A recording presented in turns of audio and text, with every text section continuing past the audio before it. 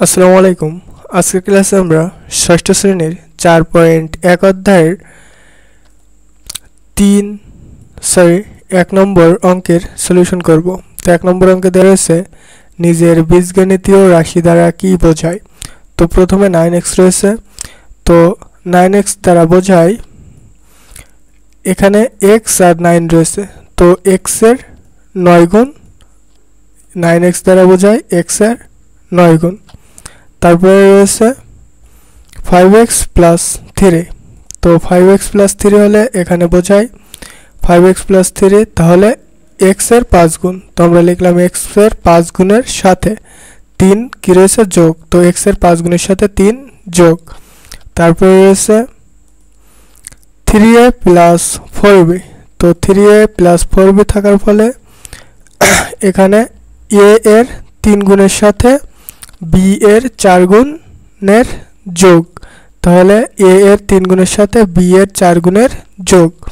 তারপরে রয়েছে আইভি নম্বর 3a গুণ 4b গুণ 4c, তো এটাও সেই সেম নিয়ম 3a গুণ 4b গুণ 4c, তাহলে এখানে এটা গুণ, এখানেও এটা গুণ, তাহলে a এর 3 গুণ b এবং c এর 4 গুণের গুণফল, যেহেতু এই তিনটা 4c 3a আর b তিনটাই গুণ হিসেবে রয়েছে, তো a এর 3 গুণ b এবং c এর 4 গুণের গুণফল।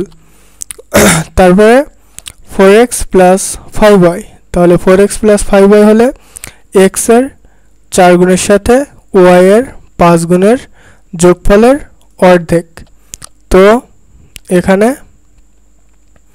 4x গুণ 5 যোগ 5y ভাগ 2, তাহলে এখানে ভাগ 2 হবে, তাহলে x এর 4 গুণের সাথে y এর 5 গুণের যোগফলের, আর যেহেতু ভাগ 2 রয়েছে তাহলে এর কি অর্ধেক।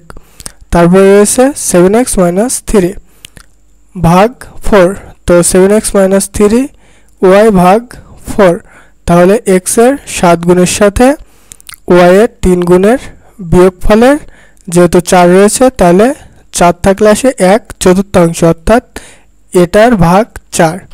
তারপরে রয়েছে x/3 y/3 এবং z/5, তাহলে আসে x কে 3 দ্বারা এবং y কে 3 দ্বারা ভাগ করে প্রাপ্ত ভাগফলের সমষ্টি থেকে z কে 5 দ্বারা ভাগ করে বিয়োগ। তারপরে রয়েছে 2x minus 5y plus 7z, তো এটাকে x এর দ্বিগুণের থেকে y এর 5 গুণ বিয়োগ করে উক্ত বিয়োগফলের সাথে z এর 7 গুণ যোগ। তারপর রয়েছে 2/3 আর রয়েছে কি x plus y plus z, তাহলে x y এবং z এর সমষ্টি 2/3, অর্থাৎ 2/3, এই যে 2/3। তারপর রয়েছে ac মাইনাস bx ভাগ 7, তো এটাকে যদি আমরা করি তাহলে আসে a ও c এর গুণফল থেকে b ও x এর গুণফলের বিয়োগের 1/7, তার কারণ হচ্ছে এখানে ভাগ 7 রয়েছে এই জন্য। তো এই ছিল 1 নম্বর অঙ্কের সলিউশন। তো নেক্সট ক্লাসে আপনারা 2 নম্বর অঙ্কের, অর্থাৎ এই ভিডিওর এন্ড স্ক্রিনে আপনারা 2 নম্বর অঙ্কের সমাধান পেয়ে যাবেন। যাদের প্রয়োজন অবশ্যই দেখার অনুরোধ রইল। আসসালামু আলাইকুম, থ্যাঙ্কস এভরিওয়ান।